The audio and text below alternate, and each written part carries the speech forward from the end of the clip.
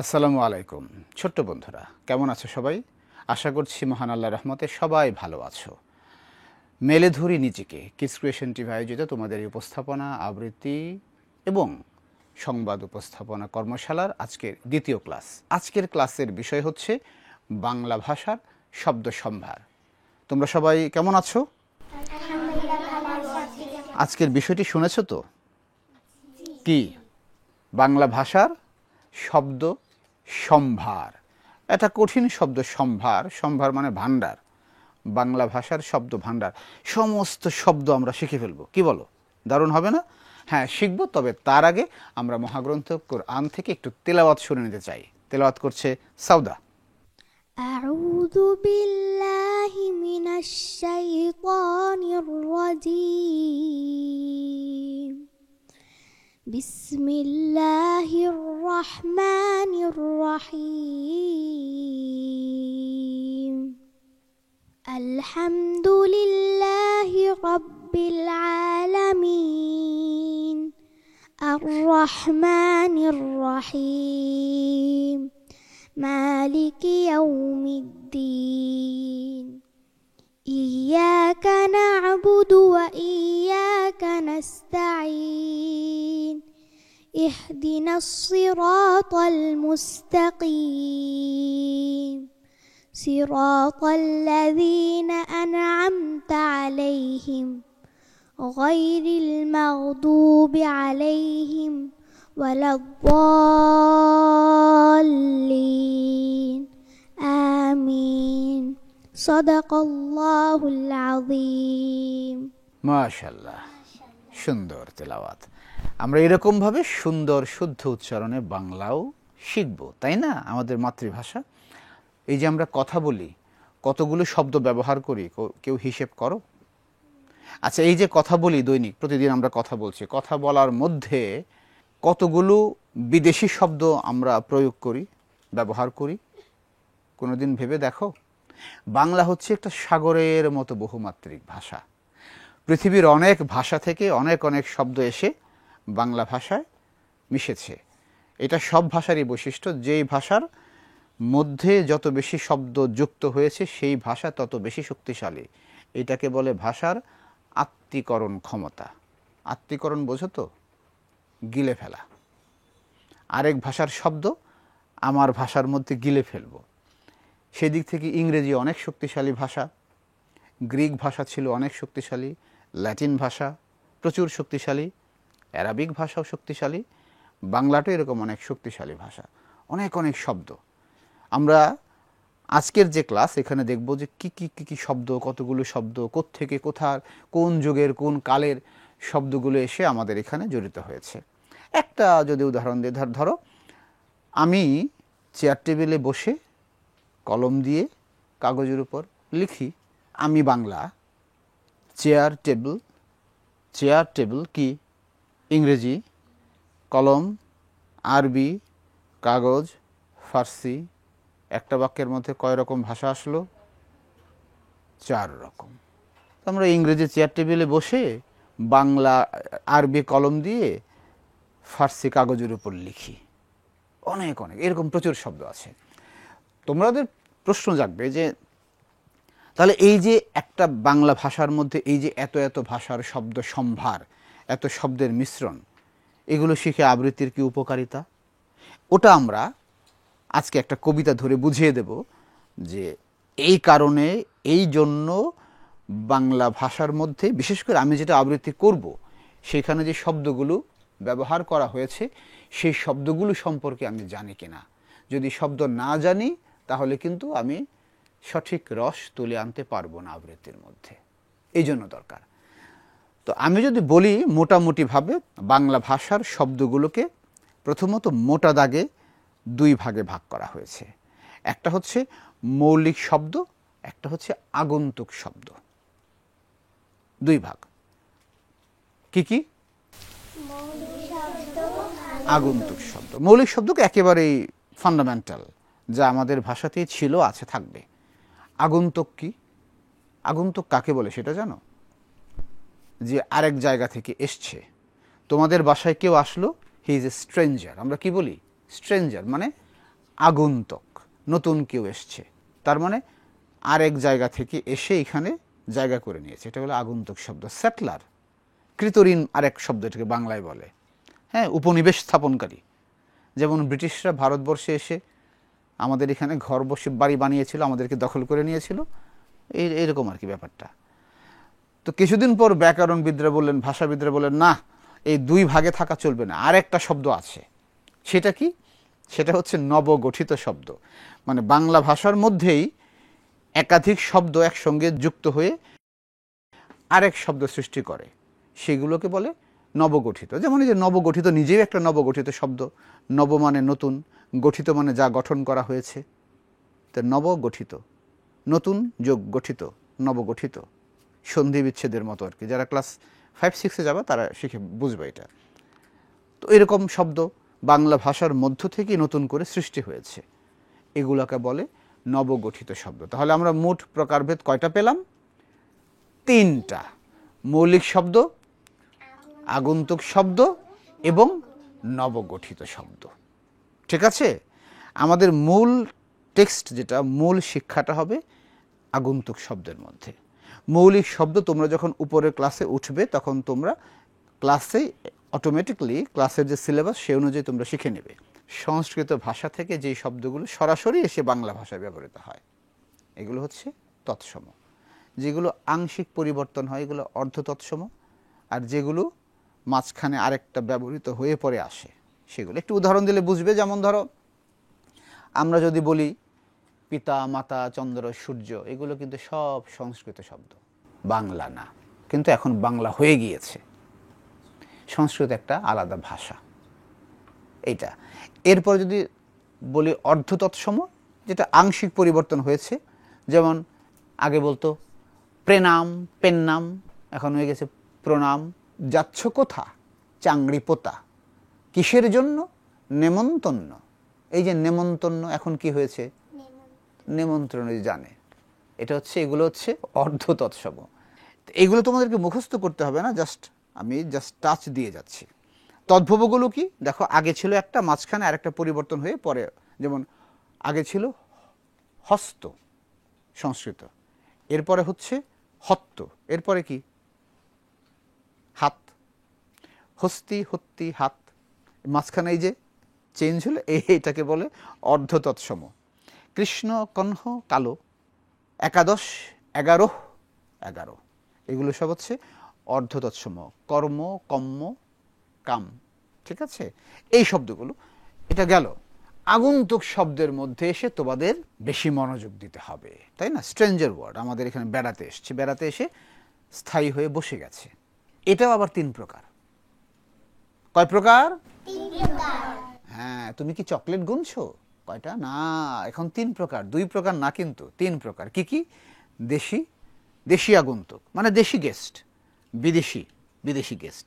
আর একটা হচ্ছে দেশি, বিদেশি হচ্ছে প্রাদেশিক, মানে একেবারে ঘরের না, পাশের জেলা থেকে এসছে, আরেক প্রদেশ থেকে এসছে। তাহলে আগন্তুক শব্দ কয় প্রকার? 3 প্রকার। কি কি? দেশি, বিদেশি, প্রাদেশিক। আবার বলো। দেশি, বিদেশি, প্রাদেশিক। এবার তুমি বলো। দেশি, বিদেশি, প্রাদেশিক। দেশি, বিদেশি, প্রাদেশিক। ঠিক আছে? তাহলে আমরা আগে দেখি দেশি শব্দগুলো কি। প্রাচীন বাংলায় এগুলো অস্ট্রিক, আর্য। প্রাচীন বাংলায় যে ভাষাগুলো, ভারতবর্ষের প্রাচীন বাংলায় যে ভাষাগুলো, যেই শব্দগুলো ব্যবহৃত হতো, এগুলো দেশি শব্দ। তোমরা প্রচুর ব্যবহার করো, আমরা প্রচুর ব্যবহার করি, কিন্তু আমরা জানি না যে এগুলো আমাদের আদি, অরিজিন, প্রকৃত শব্দ। এবং এটার মূল নিয়মটা হচ্ছে যে এই আদি শব্দগুলো, প্রাচীন বাংলার শব্দগুলো যখন উচ্চারিত হবে, পরিপূর্ণভাবে ওই শব্দটাই উচ্চারিত হবে। একদম বানান, স্পেলিং, বানানে যা লেখা হয়েছে উচ্চারণটা কিন্তু সেটাই হবে। তাহলে এটা জানা দরকার। কি কি সেই শব্দগুলো? অকাল, আকাল, ডাব, ঝাট, ঝাঁটা, ঝোল, কান্দি, মুড়ি, ডোম, নানা রকম শব্দ আছে আর কি। ওই যে ও হাসতে শব্দ শুনে শুনে, এগুলো প্রাচীন বাংলা শব্দ। এগুলো এখানে শব্দ যা আছে, তোমরা আবৃত্তি করতে গিয়ে বা পাঠ করতে গিয়ে যে শব্দটা পাবা, বানান যেটা লেখা থাকবে ওটাই উচ্চারণ করবে। বুঝেছো? এটা হচ্ছে দেশি শব্দের উচ্চারণের বৈশিষ্ট্য এবং নিয়ম।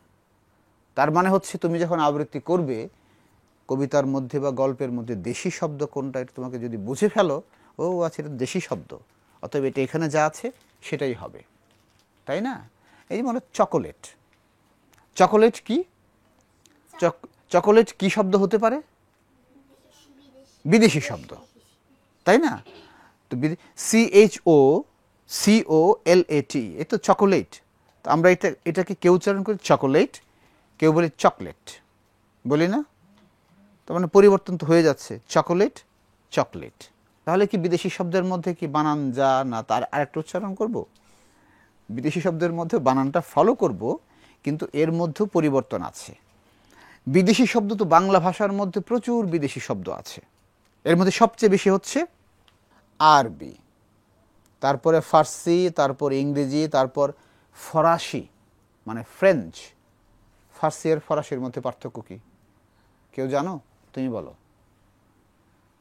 ফার্সি আর ফরাসি, the difference between Persian and French. Farsi হচ্ছে পার্সিয়ান ল্যাঙ্গুয়েজ, ফার্সি ভাষা। ইরানের যে ভাষাটা, আজারবাইজানের যে মাতৃভাষা, ওটা হচ্ছে ফার্সি ভাষা, এটা ইংলিশে বলে পার্সিয়া। আর ফরাসি ভাষা যেটাকে আমরা বাংলায় বলি, এটার অরিজিন হচ্ছে ফ্রেঞ্চ। ফ্রান্স নামে একটা দেশ আছে না ইউরোপে, ওই ফ্রান্সের লোকদেরকে কি বলা হয়? ফ্রেঞ্চ। ওদের ল্যাঙ্গুয়েজটা হচ্ছে ফ্রেঞ্চ ল্যাঙ্গুয়েজ, ঠিক আছে? ধর্মীয় শব্দাবলী যেগুলো আছে বেশিরভাগই হচ্ছে আরবি শব্দ। প্রশাসনিক ক্ষেত্রে অ্যাডমিনিস্ট্রেটিভ সাইডে যে শব্দগুলো ব্যবহৃত হয় বাংলায়, এগুলো সব আরবি শব্দ বেশিরভাগ ক্ষেত্রে। যেমন ধরো ধর্মীয় যে শব্দগুলো আছে সেগুলো কি? সলাত, সালাত আমরা বলি, রব, আল্লাহ, মালিক, ইসলাম, ইমান, কেয়ামত, গোসল, সব এগুলো আরবি শব্দ। বুঝতে পেরেছো? প্রচুর বাংলা ভাষায় শব্দগুলো ব্যবহার করো কি না? আমরা খেয়াল করো যে শব্দগুলো আমরা বাংলা ভাষায় ব্যবহার করি না? প্রচুর করি, কিন্তু এগুলো আরবি শব্দ, আরবি থেকে বাংলা ভাষায় এসছে। এইগুলো উচ্চারণ করার ক্ষেত্রে একটা নিয়মটা খেয়াল করতে হবে। যেমন ধরো স্বাভাবিক তো তুমি বলছো শব্দগুলো আরবি যেগুলো আসছে বলছি, আমরা বাংলা ভাষায় ব্যবহৃত হচ্ছে আমরা বলছি, কিন্তু যেই শব্দটা আরবি ভাষায় আগে ছিল, আরবিতে আরবি ব্যাকরণে এ সাউন্ড নাই, ই আছে। তো যেটা আরবিতে ই ছিল এটা বাংলা ভাষায় ব্যবহৃত হওয়ার সময় কখনো কখনো অ্যারাবিক যেটা ই ধ্বনি ছিল এটা বাংলায় এসে এ ধ্বনি হয়, এটা হতে পারে, এটুক পরিবর্তন হয়। এই যখন আরবিতে ই ছিল এটা বাংলায় এসে যখন এ হবে, এই সাউন্ড হবে এ নয়। বাংলায় তো একারের সাউন্ড দুই রকম আছে, একটা হচ্ছে এ আর একটা হচ্ছে কি একটা হচ্ছে একটা হচ্ছে এ। আরবিতে যেটা ই ছিল এটা বাংলায় এসে বড়জোর এ হবে, নেভার হবে না, কখনোই হবে না। পরিষ্কার? আর অন্যগুলো যেগুলো আছে শব্দ, এখানে তো এই শব্দগুলো নয়, আল্লাহ, রব, এখানে তো আকার উকার কিছু নাই, সহজ জিনিস, তাই না? এবার আমরা আসি ফার্সি শব্দে। একটা শব্দ আছে ফেরেশতা, এটা কি শব্দ? ফার্সি শব্দ, হ্যাঁ, ফার্সি ফেরেশতা। বাংলা ভাষায় কিন্তু ফেরেশতা, ফার্সি ভাষা এটা হচ্ছে ফারিস্তা, ফারিস্তা, বাংলায় এসে ফেরেশতা। আরবিকে কি? মালাইকাতিহি, নালিশ, বাদশাহ, দৌলত, তাই না? শমশের মানে কি? যুদ্ধ করে যে কি বলে? শাব্বাশ ভাই শাব্বাশি দি, শাব্বাশে তোর শমশেরে, পাঠিয়ে দিলি দুশ্মনে সব জমঘর একদম সেরে। শমশের মানে তরবারি, তলোয়ার, বাংলায় হচ্ছে তরবারি। আরবিতে কি? সাইফ আছে না, সাইফুল্লাহ খেতাব, আল্লাহর তরবারি, এইটা আর খেতাব। আমরা এগুলো কিন্তু ফার্সি শব্দ, প্রচুর শব্দ আছে এরকম ব্যবহার করে, উজির, নাজির, জাহাজ। এরপরে দেখি আমরা আসি ইংরেজি শব্দে, প্রচুর শব্দ ইংরেজিতে আছে, এই সম্পর্কে আগেও কিছু বলেছি। চেয়ার, টেবিল উচ্চারণে পরিবর্তন হয়ে যায়, ইংরেজি শব্দ ব্যবহার ছাড়া, বিদেশি শব্দ ব্যবহার ছাড়া আসলে তো আমরা বাংলায় কথা বলতে পারি না। এই যে স্কার্ফ পরে আছো, স্কার্ফ কোন ভাষার শব্দ? ইংরেজি। ওই যে ডায়েরি নিয়ে বসে আছো, কি শব্দ? ইংরেজি। কি করবে? নোট করবে, লিখবে, লেখাটা বাংলা, নোট করবে বললে ইংরেজি, নোট হলো ইংরেজি। নোট খাতা নিয়ে বসে আছো, খাতা কি শব্দ? না, কিন্তু বাংলা হয়ে গিয়েছে এখন, ঠিক আছে, ফার্সি থেকে এসে বাংলা হয়েছে। এরকম প্রচুর শব্দ আছে। আর কিছু শব্দ আছে, মানে এখানে হচ্ছে যে কিছু শব্দ ইংরেজি থেকে সরাসরি বাংলা ভাষায় এসে ব্যবহৃত হচ্ছে, আর কিছু হচ্ছে কি পরিবর্তিত হয়ে, যেমন টেবিল হয়ে গেছে টেবিল, পলিশ হয়ে গেছে পালিশ, বুট পলিশ কেউ বলি না, আমরা বলি বুট পালিশ, তাই না? তো এরকম একটু পরিবর্তন হয়, সেগুলো যেগুলো পরিবর্তিত হয়ে ব্যবহৃত হচ্ছে সেগুলো ইংরেজি, আর যেগুলো সরাসরি আসছে সেগুলো ইংরেজি, একই, তাই না? দুটোই। ক্যাফে শুনেছো না? কফি শুনেছো, ক্যাফে শুনেছো? ওটা কি? ওই ফ্রেঞ্চ ওয়ার্ড ক্যাফে, ক্যাফে, তাই না? ফরাসি শব্দগুলো যখন আসবে তখন উচ্চারণ করার সময় যদি মাঝখানে, এটা খুব কম আসে, খুবই কম, বাংলা ভাষায় ব্যবহৃত, খুব কম ব্যবহৃত হয়, যদি তোমাদের সামনে কখনো আসে শুধু একটা নিয়ম মনে রাখো, এটা হচ্ছে ফরাসি মানে ফ্রেঞ্চ ওয়ার্ডের মধ্যে যদি শেষে বা মাঝখানে দ, ভ, অ, দ, ভ, অ এই সাউন্ড যদি থাকে উচ্চারণটা নাকে আসে। যেমন ফ্রাসুয়া, ফ্রান্সের প্রেসিডেন্ট ছিল ফ্রাসুয়া মিতেরান্ত। পর্তুগিজ শব্দ আমরা তো বলি প্রচুর, আলকাত্রা, আলপিন, আলমারি, আনারস, এটা তো চিনো। আলমারি চিনো না? আমরা কি বলি? আলমিরাহ। আলমিরা কিন্তু ইংলিশ, এটা কিন্তু আবার ইংলিশ অরিজিন না, পর্তুগিজ থেকে গিয়ে আলমিরা, আলমারিটা আলমিরা হয়েছে। আমরা এখন দুটোই বলি, আলমারিও বলি, আলমিরাও বলি। কেউ আলমারি বলাই তুই ভুল বলছিস, সেটা আলমিরা। কেউ আলমিরা বলাই তুই ভুল বলছিস, এটা আলমারি। একটাও ভুল না, দুটাই ঠিক, কারণ একটাও আমাদের দেশের ভাষা না, দুটাই পর্তুগিজ, একটা ইংরেজি। আচ্ছা, রিকশায় চলাচল করো, সবাই তো করো নিশ্চয়ই। তুমি চড়ো রিকশায়, কেমন লাগে? তুমি কি জানো রিকশা কোন ভাষার শব্দ? কে জানে? হ্যাঁ, জাপানি। জাপানিজ। জানো কি করে? তুমি জানো? রিকশা কিন্তু জাপানিজ শব্দ, খুব কম বাংলা ভাষায় ব্যবহৃত, বহুল ব্যবহৃত একটা শব্দ হচ্ছে রিকশা। ইংলিশে RICKSHAW, রিকশা লেখে, কিন্তু মূলত জাপানিজ ওয়ার্ড। বার্মিজ শব্দ আমরা জানি, লুঙ্গি, আমরা পরি না? আমাদের অনেক জাতীয় পোশাক না? দিস ইজ ফ্রম বার্মা, মানে এখন মিয়ানমার। রোহিঙ্গা, রোহিঙ্গা শব্দটা এখন বাংলা ভাষায় চলে এসছে। আমরা যাকে রিফিউজি বলি, রিফিউজি শরণার্থী, এটার আরেক শব্দ হয়ে গিয়েছে এখন রোহিঙ্গা। এই শব্দগুলো যেগুলো বিদেশ থেকে এসে বাংলা ভাষায় ব্যবহৃত হচ্ছে, এগুলোর পরিবর্তনটা তোমরা খেয়াল করবে যখন আমরা পড়ব, কবিতার মধ্যে যাব, এটা আস্তে আস্তে ধরা পড়বে। এরপরে আমাদের প্রাদেশিক শব্দ আছে। প্রাদেশিক শব্দ কি?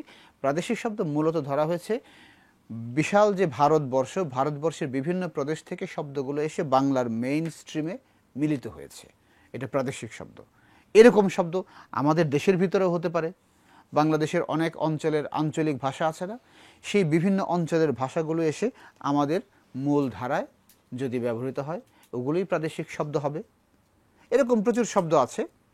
এরপরে সর্বশেষ যে পয়েন্ট, এটা হচ্ছে নবগঠিত শব্দ। বলেছিলাম কি যে বাংলা ভাষার শব্দগুলোই একাধিক শব্দ একসঙ্গে জোড়া লেগে একটা শব্দ হয়েছে, আমরাই বানিয়ে নিয়েছি, এগুলো নবগঠিত শব্দ। এখানে আবার মিশ্র শব্দ, জোর কলম শব্দ, খণ্ডিত শব্দ, আবার অনুদিত শব্দ নামে ভাগ আছে। মিশ্র শব্দ কি? একাধিক শব্দ মিশ্র হয়েছে, যেমন দাদা যোগ গিরি, দাদাগিরি, মাস্টার যোগী মাস্টারি, ডাক্তার যোগ খানা, ডাক্তারখানা, আবার পায়ে যোগ খানা, পায়খানা এক শব্দ না, ওইটা আলাদা একটা শব্দই, ওটা পায়ে নামে কোনো শব্দ নয়। ঠিক আছে। একটা হচ্ছে জোর কলম শব্দ। দুইটা শব্দ যুক্ত হবে ঠিকই, কিন্তু যুক্ত হয়ে যখন আরেকটা নতুন শব্দ সৃষ্টি করবে তখন সেখান থেকে কিছু হারিয়ে যাবে। যেমন ধরো আমি যদি বলি নিশ্চল যোগ চুপ, একসঙ্গে করলে আমরা নিশ্চুপ বলি। এটা কি নিশ্চল চুপ বলি আমরা? এই যে চল লটা হারিয়ে গেছে। এরকম শব্দ আছে ধোয়া যোগ কুয়াশা, কি হয়? কে পারবে? ধোয়া যোগ কুয়াশা দুটো মিলে কি হয়? ধোঁয়াশা। ওই যে মাফরুয়া ধরে ফেলেছে, ধোঁয়াশা। ধোঁয়া যোগ কুয়াশা, কুয়াবাদ, কুবাদ, এরকম কুয়াশা, ধোঁয়াশা। নিঃস্ব যোগ সন্তান কি হবে? নিঃসন্তান। এই তো বুঝে ফেলেছো। এগুলো হচ্ছে জোর কলম শব্দ। উচ্চারণ করার সময় মাঝখানের যে সাউন্ডটা থাকবে, যেটা বিলুপ্ত হয়ে যাবে, এটাকে কিছুতেই নিজের কণ্ঠে আনা যাবে না, একদম সাইলেন্ট সাইলেন্ট, ব্যাস এটা। এরপর কিছু আছে অনুদিত শব্দ। এটার মধ্যে আবার প্রকারভেদ আছে। কিছু হচ্ছে সরাসরি অনুদিত হয়ে, অনুবাদ হয়ে, ট্রান্সলেটেড হয়ে ব্যবহৃত হচ্ছে, আর কিছু হচ্ছে আংশিক অনুদিত হচ্ছে। এগুলোকে আবার পারিভাষিক শব্দ বলে। যেমন ধরো সরাসরি শব্দগুলো যেগুলো আগে ছিল ইংরেজি, এগুলো এখন বাংলা হয়ে গেছে। যেমন সানডায়াল, সূর্য ঘড়ি, এরকম আছে। ডবল ডেকার, দ্বিতল, দোতলা আর কি, এগুলো ডবল ডেকারই আমরা বলি। মাইক্রো গাড়ি, মাইক্রো বাস বলি আমরা, গাড়ি তো বলি না, তাই না? ঠিক আছে, এই তো এই। আর কিছু আছে অনুবাদ হয়েছে, ওগুলা সরাসরি ব্যবহৃত হয়, ডবল ডেকারই আমরা বলি। কিন্তু দ্বিতল বাস আমরা বলি আমি দ্বিতল বাসে চড়িয়া নারায়ণগঞ্জ যাইব, বলি না, বলি ডবল ডেকারে করে যাব, তাই না? এরকমটাই বলি আর কি। টেলিভিশনের বাংলা করেছে ওরা দূরদর্শন, ওদের একটা চ্যানেলই আছে দূরদর্শন, কেউ কেউ করে আর কি। টেলিফোনের বাংলা কি করেছে? দূরালাপনি। টেলি কিন্তু গ্রিক শব্দ, টেলি হচ্ছে গ্রিক শব্দ, মানে ডিস্টেন্স, দূর। আর আলাপনি হচ্ছে ফোন, কথা, আলাপন শব্দ।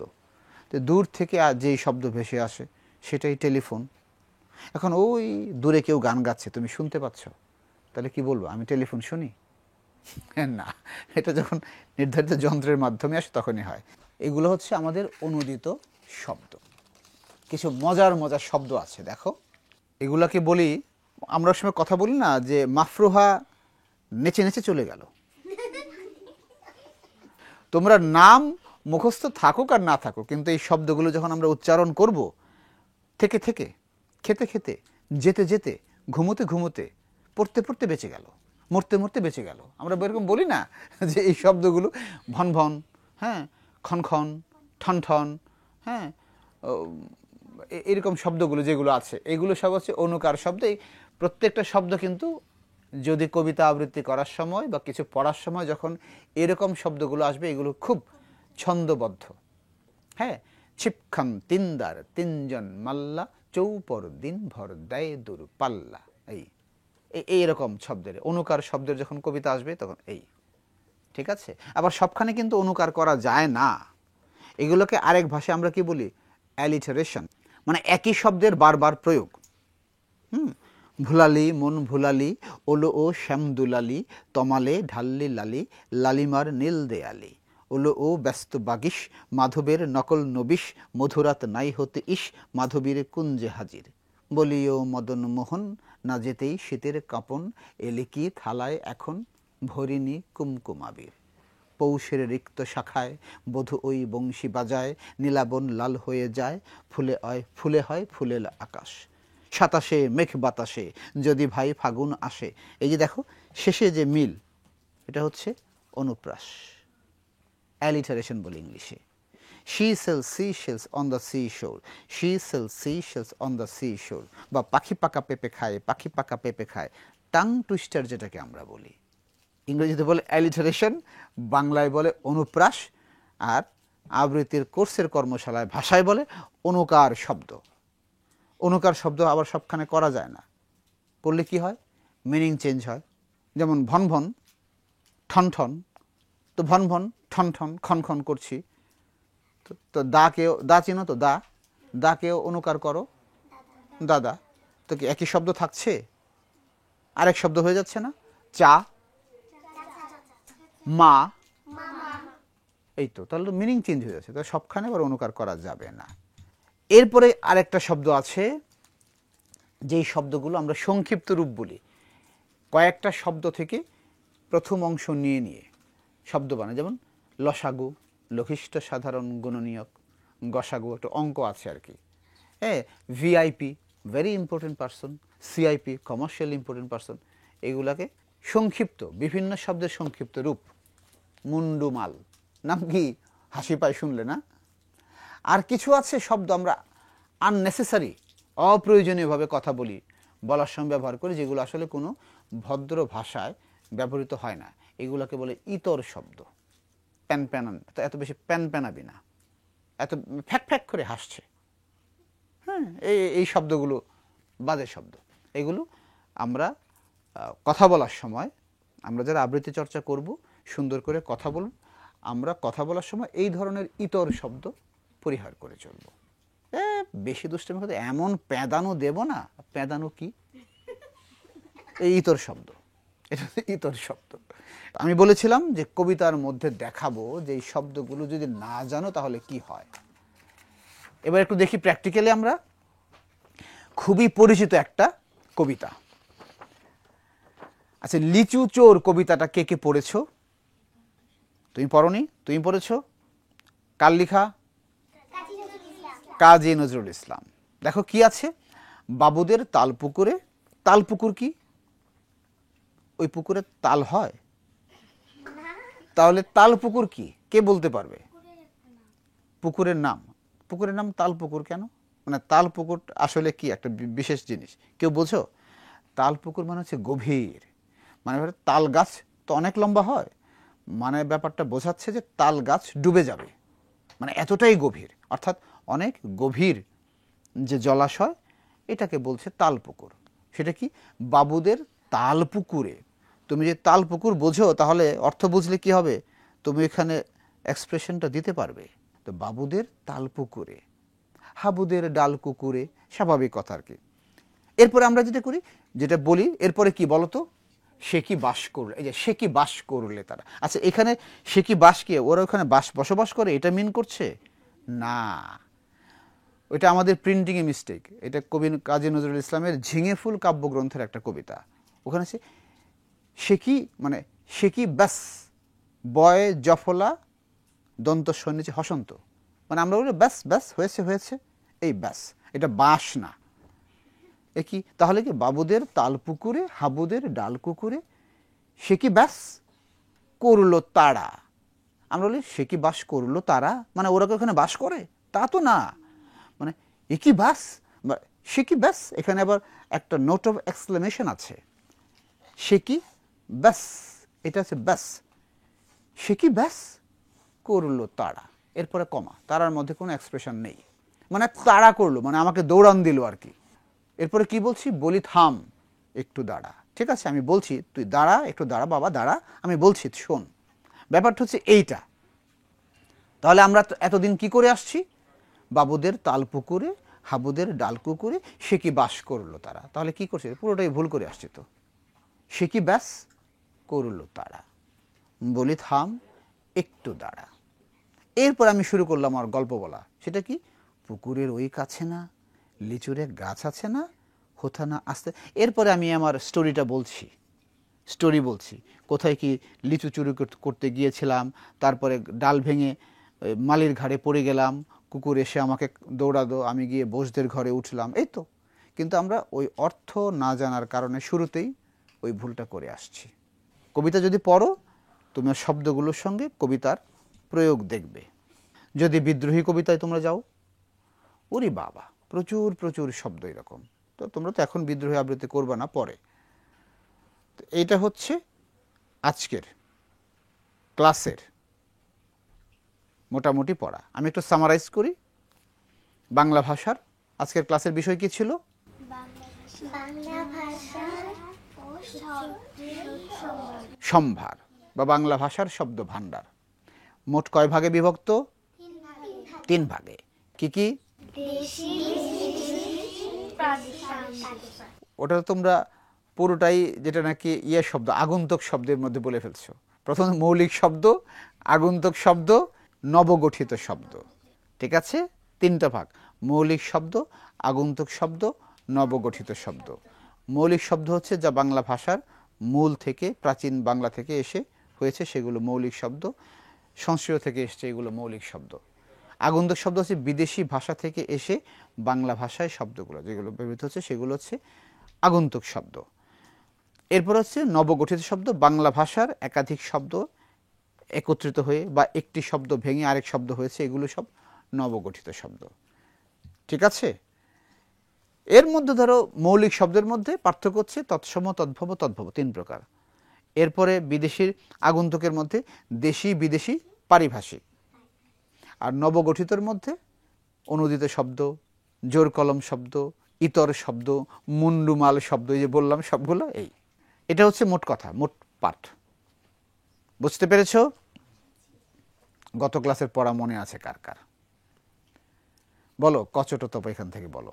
কচটতপ, খচঠথপ, গজরদব, ঘঝরদব, ভ অ ইয় ম ইয় ন ন ন ম। ম। ওকে, ওকে দাও দেখি। কচটত প, খচটত ফ, গজটত ব, ঘজরত ভ, ও ইয় নানা মা। আর একটু স্পষ্ট হইতে হবে। ওকে দাও। কচটতপ, গজডদব, ঘঝঢধভ, এরকম আর কি। বলো। কচটতপ, খচটথপ, গ গজরদব, খচটথপ। অ ইয় ন ন। ওকে, পেয়েছি। দাও, ওকে দাও। কচটতপ, খচটতব, খছটথফ, খচটতফ, গজরদব, ঘঝঢধভ। ঘঝঢধভ। আচ্ছা, ঠিক আছে, তুমি নাও। আমাদের কয়টা বাংলা বর্ণমালায়? 2টা। কি কি? দন্তন্য, মূর্ধন্য। ওই মূর্ধন্যটা কি একটু বোঝাও তো আমাকে। মধ্য তালু। দন্তন্য আমরা কাকে বলবো? দাঁতের গোড়া থেকে উচ্চারিত হয় এই ন, তাই এটা দন্তন্য, তাই তো? বলো শুনি। দন্তন্য। দন্তন্য, দাঁতের গোড়া থেকে, উচ্চারণ স্থান হচ্ছে দাঁতের গোড়া। আচ্ছা, তুমি কোনটা পারবে? কচটতপ পারবে? কচটত প, খচটত প, গজরত ব, ঘজরত ব, ইয় না মা। অ ইয় ন ন ম। বাহ, দারুণ! এত জোরে একটা হাততালি ওর জন্য। মাশাআল্লাহ, অনেক সুন্দর, ভেরি গুড। তুমি বলো, অল্প প্রাণ বর্ণ, মহাপ্রাণ বর্ণ কি কি? যে বর্ণতে কম বাতাস আসে সেটা হচ্ছে কি অল্প প্রাণ, অল্প প্রাণ। আর যেটাতে বেশি বাতাস আসে সেটা মহাপ্রাণ। মহাপ্রাণ। আজকের ক্লাসে যারা আমরা যা যা শিখলাম সেগুলো একটু মনে করার চেষ্টা করবে, মনে রাখার চেষ্টা করবে। গত ক্লাসেরটা ছিল কিন্তু বেশি বেশি মনে রাখার মতো। আজকেরটা শুধু তোমরা বিদেশি শব্দগুলো একটু ভালো করে ফলো করবা, কারণ আমরা যখন কবিতা আবৃত্তি করব তখন এই শব্দগুলো আসবে, এবং আমরা এই ক্লাসের মাধ্যমে কিছু কিছু কবিতা আবৃত্তি নির্মাণ করব। ছোট্ট বন্ধুরা, আজকের ক্লাস এখানে শেষ করছি। আশা করছি তোমরা ভালোভাবে বুঝতে পেরেছো। গত ক্লাসে যারা ছিলে এবং যারা ছিলে না তাদের জন্য তো টিউটোরিয়ালটা অনলাইনে থেকেই গেছে, তারা সেখান থেকে পড়ে আর নোটস যেগুলো দিয়েছি সেগুলো বড়দের সাহায্য নিয়ে তোমরা বোঝার চেষ্টা করবে। আজকেরটা এবং গত ক্লাসেরটা ইনশাল্লাহ একই ধারাবাহিকতায় আমরা পরবর্তী ক্লাসগুলো নেব, তোমাদেরকেও বোঝাবো এবং সেই বিষয়ে নোটস দিয়ে দেব গ্রুপের মধ্যে। তোমরা সবাই ভালো থেকো, সুস্থ থেকো। ইনশাল্লাহ আবারও দেখা হবে নেক্সট ক্লাসে। আসসালামু আলাইকুম ওয়া রাহমাতুল্লাহ। আমাদের এই মনের মতন যেখানেও চাঁদের দুটি মাখা হবে সকলেরই মন। Kids Creation, Kids Creation, Kids Creation. For more updates